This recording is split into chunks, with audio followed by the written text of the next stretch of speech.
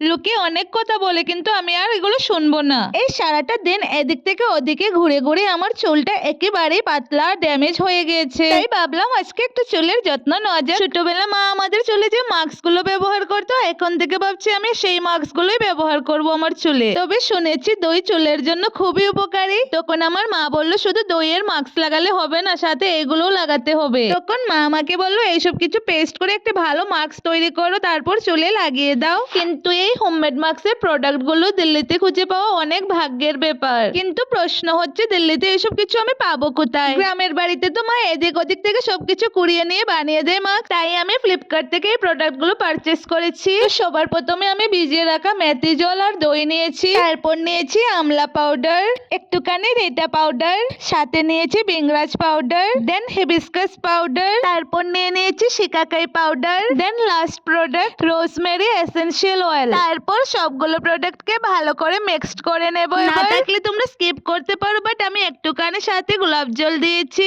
ভিডিওটি ভালো লাগলে তোমরা চ্যানেলটিকে সাবস্ক্রাইব করে নিও। এবার আমি এই হেয়ার মাস্কটিকে ভালো করে ব্যবহার করে নিচ্ছি। তো দেখা হবে নেক্সট ভিডিওতে। টাটা, ভালো থেকো সবাই।